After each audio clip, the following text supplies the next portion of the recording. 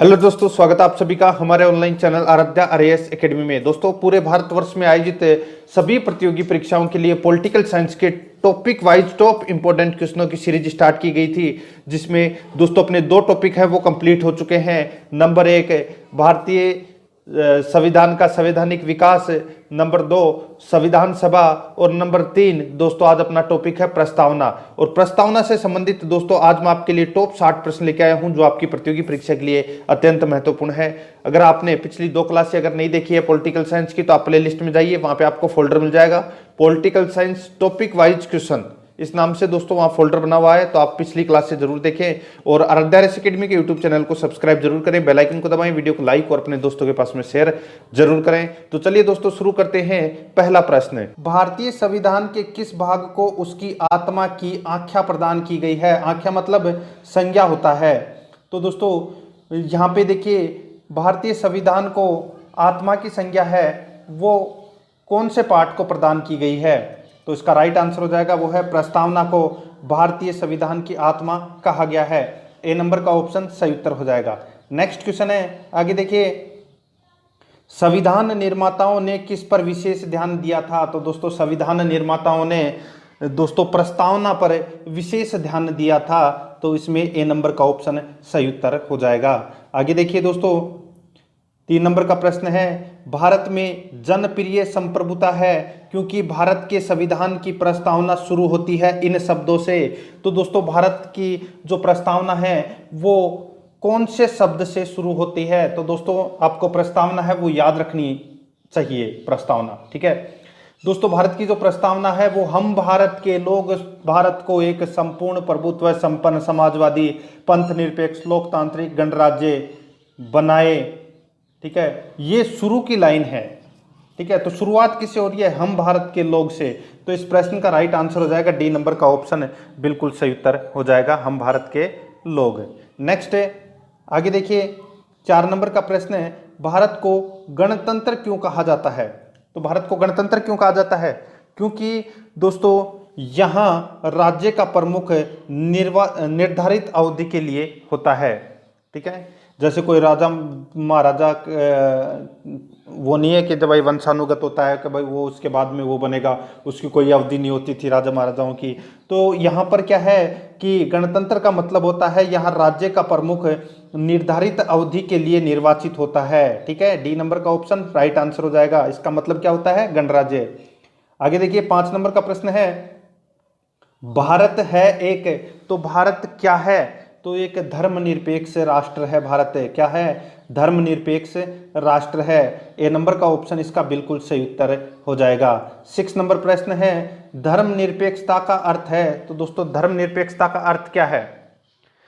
4 option आपके सामने हैं। तो देखिए, धर्मनिरपेक्षता का अर्थ है कि यहाँ पर यानी कि राज्य सरकार द्वारा किसी धर्म को स्वीकार नहीं करना, यही मतलब होता है धर्मनिरपेक्षता का, ठीक है। यानी कि किसी के साथ में धर्म के आधार पर कोई भेदभाव नहीं किया जाता, ठीक है, और राज्य सरकार का भी कोई धर्म नहीं होता। तो इसका राइट आंसर हो जाएगा सी नंबर का ऑप्शन बिल्कुल सही उत्तर हो जाएगा।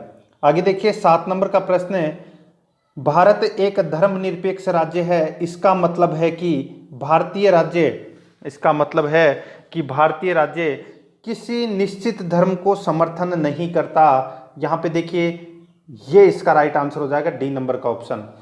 भारत एक धर्मनिरपेक्ष राज्य है, इसका मतलब यह है कि भारतीय राज्य किसी निश्चित धर्म का समर्थन नहीं करता। डी नंबर का ऑप्शन सही उत्तर हो जाएगा। देखिए प्रश्नों का लेवल देखिए, और अगर आप आराध्या आरएएस एकेडमी के साथ में जुड़ गए तो आपको और भी अच्छी अच्छी चीज़ें मिलेंगी। देखिए 8 नंबर का प्रश्न है, गणतंत्र होता है, तो गणतंत्र का मतलब क्या होता है? गणतंत्र का मतलब होता है राज्य जहां पर अध्यक्ष वंशानुगत रूप से न हो, उसका मतलब होता है गणतंत्र। मैंने भी आपको बताया था, गणतंत्र यानी कि निश्चित अवधि के लिए निर्वाचित होता है, ठीक है, वंशानुगत नहीं होता। तो इसमें डी नंबर का ऑप्शन सही उत्तर हो जाएगा। 9 नंबर प्रश्न है, इसमें देखिए, निम्नलिखित में से वे 2 शब्द कौन से हैं जिनका समावेश 42वें संशोधन द्वारा संविधान की उद्देशिका में किया गया था? निम्नलिखित में से वे 2 शब्द कौन से हैं जिनका समावेश 42वें संविधान संशोधन द्वारा संविधान की उद्देशिका में किया गया था, तो इसका राइट आंसर हो जाएगा वो क्या है, तो वह है समाजवादी और धर्मनिरपेक्ष, समाजवादी और धर्मनिरपेक्ष। ठीक है, तो इसका राइट आंसर हो जाएगा वो है सी नंबर का ऑप्शन। और 42वां संविधान संशोधन कब हुआ था, तो ये हुआ था दोस्तों 1976 में। कब हुआ था, 1976 में। ठीक है, आगे देखिए दोस्तों, इसमें 10 नंबर का प्रश्न है, भारतीय संविधान की प्रस्तावना में भारत को किस रूप में घोषित किया गया है। तो भारत को किस रूप में घोषित किया गया है, तो दोस्तों भारत को यहाँ पर एक प्रभुत्व संपन्न, देखिए आपने अगर प्रस्तावना पढ़ी हो तो दोस्तों मैं आपको फिर से एक बार बता देता हूँ। देखिए प्रस्तावना थोड़ी सी आगे से पढ़ के, हम भारत के लोग भारत को एक संपूर्ण प्रभुत्व संपन्न समाजवादी पंथ निरपेक्ष लोकतांत्रिक गणराज्य बनाने के लिए। ठीक है, अब यहाँ पे देखिए एक प्रभुत्व संपन्न समाजवादी धर्मनिरपेक्ष प्रजातांत्रिक गणराज्य। ठीक है, तो ये अपना राइट आंसर हो जाएगा इसका, सी नंबर का ऑप्शन बिल्कुल सही उत्तर हो जाएगा। इस रूप में घोषित किया गया है भारत को। 11 नंबर का प्रश्न है, भारत एक गणतंत्र है, इसका अर्थ है, भारत एक गणतंत्र है, इसका अर्थ क्या होता है कि भारत में वंशानुगत शासक नहीं है। ठीक है, इसका मतलब यह है कि भारत में वंशानुगत शासक नहीं है। सी नंबर का ऑप्शन राइट आंसर हो जाएगा। देखिए प्रश्न एक और उत्तर अनेक प्रकार के, देखिए कैसे घुमा घुमा के प्रश्न पूछा गया है। ठीक है, गणतंत्र का मतलब मैंने आपको 3 बता दिया है। ठीक है, तो इसमें सी नंबर का ऑप्शन सही उत्तर हो जाएगा। नेक्स्ट है, निम्नलिखित में से कौन सा शब्द भारत के संविधान की उद्देशिका में नहीं है। तो देखिए भारत की जो प्रस्तावना है उसमें कौन सा शब्द शामिल नहीं है। देखिए समाजवादी है, पंथ निरपेक्ष है, प्रभुत्व संपन्न है, लोकतांत्रिक गणराज्य है। ठीक है, लेकिन लोक कल्याण नहीं है। तो इसका राइट आंसर हो जाएगा डी नंबर का ऑप्शन बिल्कुल सही उत्तर हो जाएगा। आगे देखिए दोस्तों, इसमें कल्याणकारी राज्य का उद्देश्य है, कल्याणकारी राज्य का उद्देश्य है, तो क्या है उसका उद्देश्य, वो है कमजोर वर्गों के कल्याण का प्रबंध करना, कमजोर वर्गों का दोस्तों कल्याण का प्रबंधन करना। तो इसका राइट आंसर बी नंबर का ऑप्शन हो जाएगा। आगे देखिए 14 नंबर का प्रश्न है, भारत को एक गणराज्य मुख्य रूप से माना जाता है क्योंकि, भारत को एक गणराज्य मुख्य रूप से माना जाता है क्योंकि यहाँ पर राज्याध्यक्ष का चुनाव होता है, यानी कि राज्याध्यक्ष यानी कि राष्ट्रपति का भी चुनाव होता है। ठीक है, ए नंबर का ऑप्शन राइट आंसर हो जाएगा। ठीक है, राज्याध्यक्ष अपना कौन है, तो राष्ट्रपति। आगे देखिए, भारतीय संविधान की प्रस्तावना के सिलसिले में निम्नलिखित में से कौन सा क्रम है वो सही है। भारतीय संविधान की प्रस्तावना के सिलसिले में निम्नलिखित में से कौन सा क्रम है वो सही है। तो यहाँ पे देखिए दोस्तों, प्रस्तावना आपको एक बार पूरी याद रखनी चाहिए। मैं आपको बता देता हूँ प्रस्तावना एक बार पढ़कर फिर से। देखिए, हम भारत के लोग भारत को एक संपूर्ण प्रभुत्व संपन्न समाजवादी पंथ निरपेक्ष लोकतांत्रिक गणराज्य बनाने के लिए तथा उसके समस्त नागरिकों को सामाजिक आर्थिक और राजनीतिक न्याय, विचार, अभिव्यक्ति, विश्वास, धर्म और उपासना की स्वतंत्रता, प्रतिष्ठा और अवसर की समानता प्राप्त कराने के लिए तथा उन सब में व्यक्ति की गरिमा और राष्ट्र की एकता और अखंडता सुनिश्चित करने वाली बंधुता बढ़ाने के लिए। ठीक है, तो ये है दोस्तों अपनी प्रस्तावना जो मैंने आपको पढ़ के बताई है अभी यहाँ पे। तो यहाँ पे देखिए सार्वभौम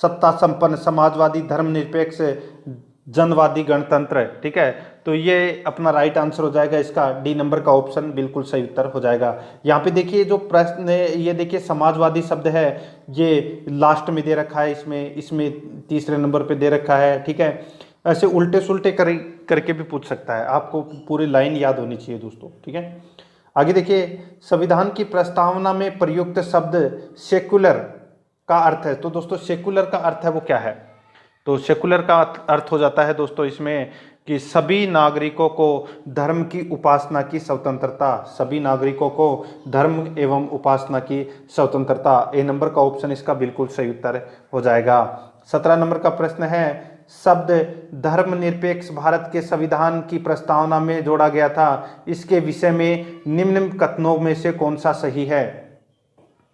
दोस्तों यहाँ पे शब्द दे रखा है धर्मनिरपेक्ष, जो धर्मनिरपेक्ष शब्द है ये प्रस्तावना में जोड़ा गया था, इससे संबंधित अपने को यहाँ पे 4 कथन दे रखे हैं, अपने को बताना है कि इनमें से कौन सा कथन है वो सत्य है। तो देखिए दोस्तों, यह वर्ष 1976 में जोड़ा गया था, बिल्कुल सही है। 42वें संविधान संशोधन हुआ था 1976 में, तब यह शब्द जोड़ा गया था धर्मनिरपेक्ष, बिल्कुल सही है। आगे देखिए दूसरा नंबर का, यह 44वें संविधान संशोधन द्वारा जोड़ा गया। तो दोस्तों मैंने अभी आपको बताया कि यह 42वें संविधान संशोधन द्वारा जोड़ा गया, तो 44वां तो इसमें गलत हो जाएगा। आगे देखिए, यह 42वें संविधान संशोधन में जोड़ा गया, तीसरा कथन है वो बिल्कुल सही है। चौथा देखिए, यह मूल प्रस्तावना में था, तो दोस्तों मूल प्रस्तावना में नहीं था, बाद में जोड़ा गया था इसको 42वें संविधान संशोधन के माध्यम से, तो इसमें दूसरा और चौथा है वो गलत है। 1 और 3 इसका बिल्कुल सही उत्तर राइट आंसर हो जाएगा, यानी कि बी नंबर का जो ऑप्शन है वो इसका बिल्कुल सही उत्तर हो जाएगा, 1 और 3। आगे देखिए, भारतीय संविधान की प्रस्तावना में लिखित हम भारत के लोग यानी कि we the people of India से क्या अर्थ निकलता है। तो दोस्तों इससे क्या अर्थ निकलता है ये अपने को इसमें बताना है, ठीक है। तो इसका राइट आंसर क्या हो जाएगा बताइए दोस्तों। 4 ऑप्शन मैं आपको दे रहा हूं यहाँ पे कि भारतीय संविधान की प्रस्तावना में लिखित हम भारत के लोग यानी कि we the people of India से क्या अर्थ निकलता है। तो इससे क्या अर्थ निकलता है, तो इसका राइट आंसर हो जाएगा वो है दोस्तों, संविधान का निर्माण भारत की जनता के द्वारा हुआ है। तो इसका राइट आंसर बी नंबर का ऑप्शन बिल्कुल सही उत्तर हो जाएगा। आगे देखिए दोस्तों, इसमें 19 नंबर प्रश्न है, इसमें देखिए समाजवाद का अर्थ है। तो दोस्तों समाजवाद का अर्थ है वो क्या है, समाजवाद का अर्थ है वो क्या है, तो इसका राइट आंसर हो जाएगा वो है दोस्तों, इसमें समाजवाद का अर्थ है सामाजिक न्याय है। क्या है, सामाजिक न्याय, सी नंबर ऑप्शन सही उत्तर। नेक्स्ट है, भारतीय संविधान में समवर्ती सूची किसके संविधान से ली गई है। तो समवर्ती सूची दोस्तों ऑस्ट्रेलिया से ली गई है। कहाँ से ली गई है, ऑस्ट्रेलिया से समवर्ती सूची ली गई है, ठीक है। आगे देखिए 21 नंबर का प्रश्न है, इसमें देखिए भारतीय संविधान की आत्मा किसे कहा जाता है। तो दोस्तों प्रस्तावना को कहा जाता है भारतीय संविधान की आत्मा, ए नंबर ऑप्शन सही उत्तर हो जाएगा। आगे देखिए सेकंड नंबर प्रश्न है, यानी कि 22 नंबर प्रश्न है, भारत में लौकिक सार्वभौमिकता है, भारत में लौकिक सार्वभौमिकता है क्योंकि संविधान की प्रस्तावना आरंभ होती है। तो संविधान की प्रस्तावना आरंभ होती है कहाँ से, तो हम भारत के लोग शब्दों से। तो इसका राइट आंसर हो जाएगा ए नंबर का ऑप्शन सही उत्तर। अपनी प्रस्तावना है वो हम भारत के लोग शब्द से ही शुरू होती है, शुरुआत, ठीक है। तो इसमें ए नंबर ऑप्शन सही उत्तर। नेक्स्ट है, भारतीय संविधान की प्रस्तावना पर किस क्रांति का प्रभाव नहीं झलकता है। भारतीय संविधान की प्रस्तावना पर किस क्रांति का प्रभाव नहीं झलकता है।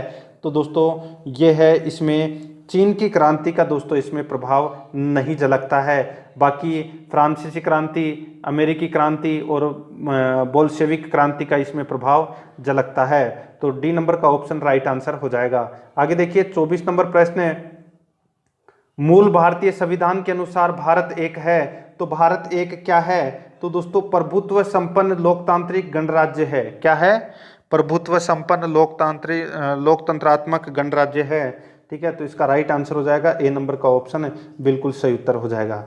आगे देखिए 25 नंबर प्रश्न है, संविधान के अंतर्गत भारतीय लोकतंत्र के आदर्शों को हम कहाँ देख सकते हैं। तो दोस्तों कहाँ पर देख सकते हैं, तो ये देख सकते हैं दोस्तों प्रस्तावना में। किस में देख सकते हैं, प्रस्तावना में देख सकते हैं संविधान के अंतर्गत भारतीय लोकतंत्र के आदर्शों को, ठीक है। बी नंबर ऑप्शन सही उत्तर।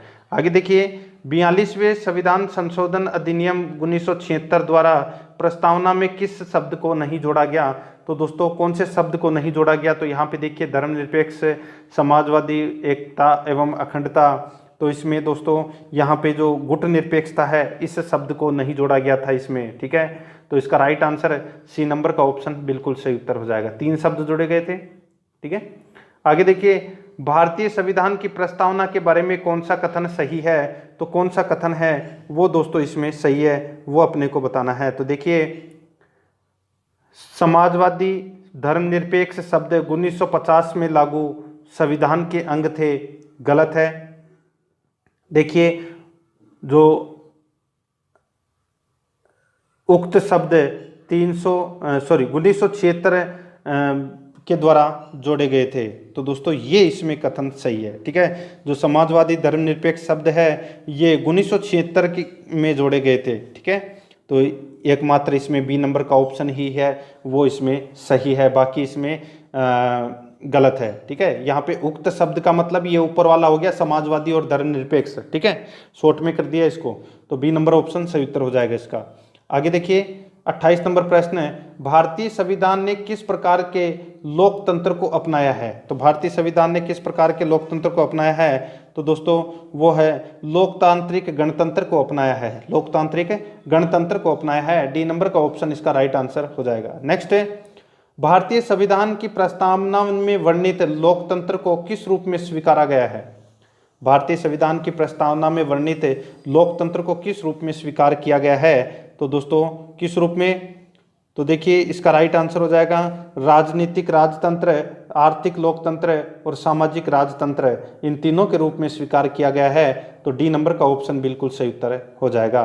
30 नंबर का प्रश्न देखिए, भारतीय संविधान की प्रस्तावना के अनुसार भारत के शासन की सर्वोच्च सत्ता किसमें निहित है? तो सर्वोच्च सत्ता है वो किसमें निहित है भारत की शासन की? तो वो है जनता में। ए नंबर का ऑप्शन इसका बिल्कुल सही उत्तर हो जाएगा। 31 नंबर प्रश्न है, इसमें देखिए भारत की संप्रभुता, एकता तथा अखंडता को अक्षुण्ण बनाए रखने तथा उसकी रक्षा करने का प्रावधान किया गया है।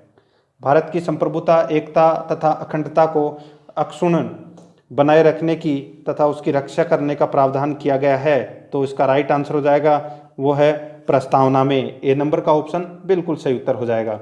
आगे देखिए, भारतीय संविधान की प्रस्तावना में जिन आदर्शों एवं उद्देश्यों की रूपरेखा दी गई है उनकी आगे व्याख्या की गई है, उनकी आगे व्याख्या की गई है। तो दोस्तों मूल अधिकार, राज्य के निर्देशक, नीति निर्देशक सिद्धांतों एवं मूल कर्तव्यों में। ठीक है, बहुत ही अच्छा प्रश्न है। भारतीय संविधान की प्रस्तावना में जिन आदर्शों एवं उद्देश्यों की रूपरेखा दी गई है उनकी आगे व्याख्या की गई है मूल अधिकार में, राज्य के नीति निर्देशक तत्व में और मूल कर्तव्यों में। तो इसका राइट आंसर सी नंबर का ऑप्शन हो जाएगा।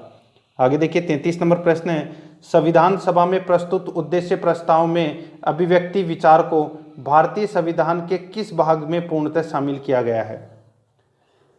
संविधान सभा में प्रस्तुत उद्देश्य प्रस्ताव में अभिव्यक्ति विचार को भारतीय संविधान के किस भाग में पूर्णतः शामिल किया गया है? तो इसका राइट आंसर हो जाएगा वो है दोस्तों प्रस्तावना में। ठीक है, तो इसका राइट आंसर हो जाएगा प्रस्तावना में शामिल किया गया है। तो इसमें ए नंबर ऑप्शन सही उत्तर। आगे देखिए, भारतीय संविधान की प्रस्तावना में क्या स्पष्ट नहीं होता? तो क्या स्पष्ट नहीं होता? तो दोस्तों वो है इसमें संविधान को लागू करने की तिथि, संविधान को लागू करने की तिथि दोस्तों इसमें स्पष्ट नहीं करता। ठीक है, प्रस्तावना में। तो इसका राइट आंसर सी नंबर का ऑप्शन बिल्कुल सही उत्तर हो जाएगा। आगे देखिए, निम्नलिखित में से किन उद्देश्यों को भारतीय संविधान उद्घोषित नहीं करता है? निम्नलिखित में से किन उद्देश्यों को भारतीय संविधान उद्घोषित नहीं करता है? तो वो है दोस्तों इसमें किसको? तो वो है अंतर्राष्ट्रीय शांति और सुरक्षा की अभिवृद्धि। ये दोस्तों नीति निर्देशक तत्व में आते हैं, ये प्रस्तावना में यानी कि उद्देश्य में नहीं आते। सामाजिक, आर्थिक और राजनीतिक न्याय। ठीक है, न्याय 3 प्रकार के होते हैं, ये भी याद रखना, सामाजिक, आर्थिक और राजनीतिक। प्रस्तावना के अंदर विचार, अभिव्यक्ति, विश्वास, धर्म और उपासना की स्वतंत्रता, ये 5 प्रकार की दोस्तों स्वतंत्रता है। कौन कौन सी? विचार, अभिव्यक्ति, विश्वास, धर्म और उपासना, 5 प्रकार की स्वतंत्रता है। और दोस्तों समानता है, ये 2 प्रकार की है, प्रतिष्ठा और अवसर की समानता। ठीक है, तो इस प्रश्न का राइट आंसर हो जाएगा डी नंबर का ऑप्शन, क्योंकि ये प्रस्तावना में नहीं है। 36 नंबर प्रश्न है, भारतीय संविधान की प्रस्तावना में देश का कौन सा नाम उल्लेखित है? तो देश का कौन सा नाम उल्लेखित है भारतीय संविधान की प्रस्तावना में? तो दोस्तों वो है भारत और इंडिया। सी नंबर का ऑप्शन इसका बिल्कुल सही उत्तर हो जाएगा। भारतीय संविधान के आर्टिकल 1 में भारत का नाम है वो भारत और इंडिया दे रखा है। ठीक है, आगे देखिए, भारतीय संविधान किसके द्वारा स्वीकृत है? तो किसके द्वारा स्वीकृत है? तो ये दोस्तों भारत की जनता द्वारा स्वीकृत है। तो इसका राइट आंसर डी नंबर का ऑप्शन हो जाएगा। आगे देखिए, भारत की संप्रभुता किसमें निहित है? तो दोस्तों भारत की संप्रभुता किसमें निहित है? तो ये निहित है दोस्तों किसमें? तो भारत की जनता में निहित है। डी नंबर का ऑप्शन बिल्कुल सही उत्तर हो जाएगा। 39 नंबर प्रश्न है, भारतीय संविधान को संविधान सभा द्वारा अंगीकृत कब किया गया? तो ये किया गया दोस्तों कब? तो 26 नवंबर 1949 को यह अंगीकृत किया गया था। ए नंबर का ऑप्शन इसका बिल्कुल सही उत्तर हो जाएगा। 40 नंबर प्रश्न है, भारत का संविधान पूर्ण रूप से तैयार हुआ? तो दोस्तों पूर्ण रूप से कब तैयार हुआ था? तो ये हुआ था दोस्तों 26 नवंबर 1949 को। 26 नवंबर 1949 को यह पूर्ण रूप से तैयार हो गया था। तो इसका बी नंबर का ऑप्शन सही उत्तर हो जाएगा। आगे देखिए, भारतीय संविधान कब अंगीकार किया गया? तो दोस्तों कब अंगीकार किया गया? तो ये किया गया दोस्तों 26 नवंबर 1949 को। तो इसमें B number option right answer. Next है, निम्नलिखित में से किस तिथि को भारतीय संविधान लागू किया गया? तो भारतीय संविधान 26 जनवरी 1950 को लागू किया गया। ए नंबर ऑप्शन सही उत्तर। नेक्स्ट है, किस वर्ष भारत एक प्रभुत्व संपन्न प्रजातांत्रिक गणराज्य बना? तो ये बना दोस्तों कब? तो 1950 में बना था दोस्तों संपूर्ण प्रभुत्व संपन्न प्रजातांत्रिक गणराज्य 1950 में। नेक्स्ट है, संविधान की उद्देशिका में कितनी बार संशोधन किया जा चुका है? यानी कि प्रस्तावना में कितनी बार संशोधन किया जा चुका है? तो एक बार ही किया गया है 1976 में 42वें संविधान संशोधन के माध्यम से। ठीक है, तो इसमें सी नंबर का ऑप्शन राइट आंसर हो जाएगा। नेक्स्ट है, देखिए उद्देशिका और प्रस्तावना एक ही है। ठीक है, शब्द दो अलग अलग हैं लेकिन एक ही मतलब इनका। आगे देखिए, भारत के संविधान की प्रस्तावना में प्रथम संशोधन कब किया गया? तो प्रथम संशोधन 1976 में किया गया था 42वें संविधान संशोधन के माध्यम से। नेक्स्ट, अब देखिए 46 नंबर का प्रश्न है दोस्तों, इसमें देखिए,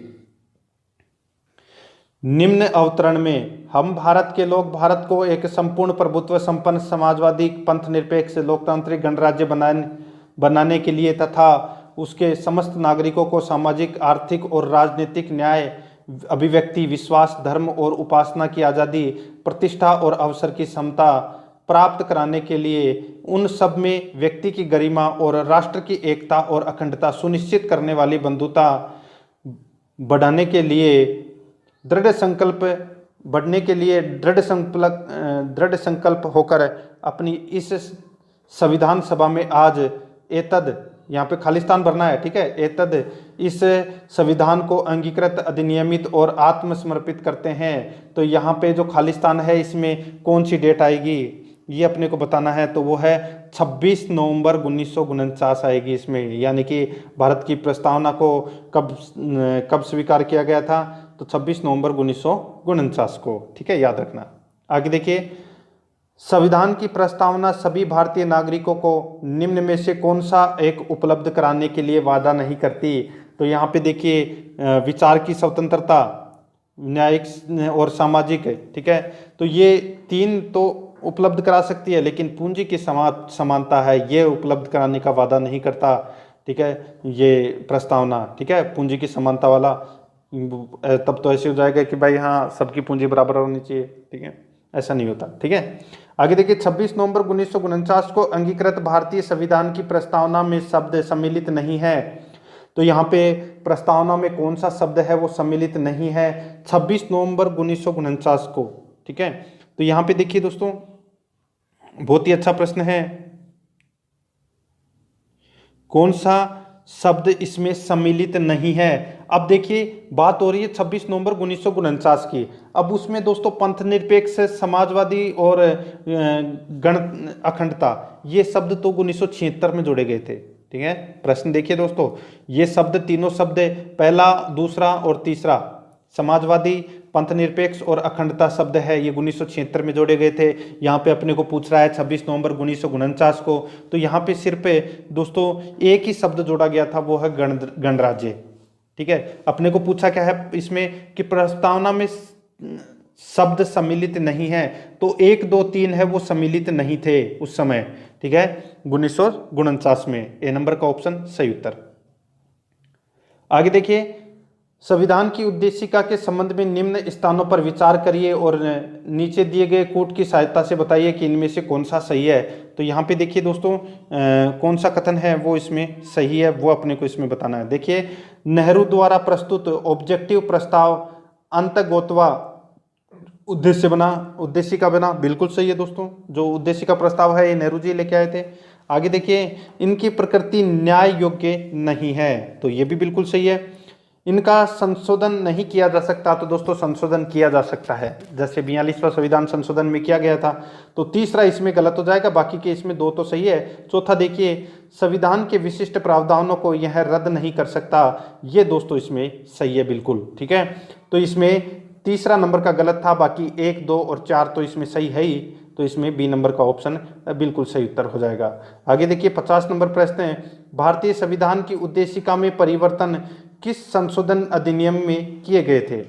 भारतीय संविधान की उद्देशिका में परिवर्तन किस संशोधन अधिनियम में किए गए थे? तो वो है 42वां संविधान संशोधन 1976 में। सी नंबर का ऑप्शन राइट आंसर। नेक्स्ट है, प्रस्तावना का वह प्रावधान जो सभी वयस्क नागरिकों को मतदान करने का अधिकार प्रदान करता है कहलाता है, तो वो क्या कहलाता है? तो दोस्तों मतदान करने का अधिकार है वो दोस्तों प्रजातंत्र कहलाता है, ठीक है। तो इसमें बी नंबर का ऑप्शन राइट आंसर। नेक्स्ट है, भारतीय संविधान के किस संशोधन द्वारा प्रस्तावना में 2 शब्द जोड़े गए थे? पंथ निरपेक्ष और धर्मनिरपेक्ष, समाजवादी और धर्मनिरपेक्ष। तो इसका राइट आंसर हो जाएगा वो है 42वें संविधान संशोधन, बी नंबर का ऑप्शन सही उत्तर। नेक्स्ट है, भारतीय संविधान लागू हुआ तो 26 जनवरी 1950 को लागू हुआ। आगे देखिए दोस्तों, 42वें संविधान संशोधन द्वारा प्रस्तावना में निम्नलिखित में से कौन सा शब्द जोड़ा गया? तो कौन सा शब्द जोड़ा गया इसमें? तो इसका राइट आंसर हो जाएगा वो है समाजवाद शब्द जोड़ा गया था, ठीक है। इनमें से सी नंबर ऑप्शन सही उत्तर। नेक्स्ट है, भारतीय संविधान के किस भाग में स्पष्ट रूप से घोषणा की गई है कि भारत एक धर्मनिरपेक्ष राज्य है? तो दोस्तों ये संविधान की प्रस्तावना में ये कहा गया है कि भारत एक धर्मनिरपेक्ष राज्य है, बी नंबर ऑप्शन सही उत्तर हो जाएगा। नेक्स्ट है, भारतीय संविधान की यानी कि संविधान की प्रस्तावना में भारत को कहा गया है, क्या कहा गया है? तो दोस्तों वो है सर्वसत्ताधारी समाजवादी धर्मनिरपेक्ष लोकतांत्रिक गणराज्य। तो इसमें डी नंबर का ऑप्शन राइट आंसर हो जाएगा, ठीक है। आगे देखिए, भारतीय संविधान का प्राधिकार स्रोत कौन सा है? तो प्राधिकार स्रोत कौन सा है?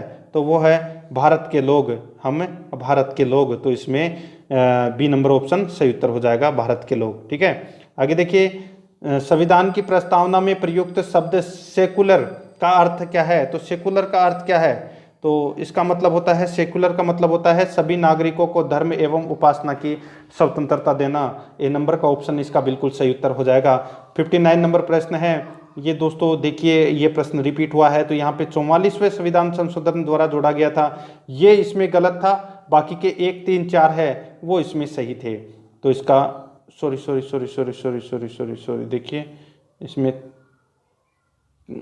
हाँ 2 ही सही थे, ठीक है। एक तो इसमें 44वां संविधान संशोधन वाला गलत था और यह मूल प्रस्तावना में था, ठीक है। 2 शब्द थे यहाँ पे, एक तो पंथ निरपेक्ष धर्मनिरपेक्ष शब्द के बारे में बताया गया है यहाँ पे, ठीक है।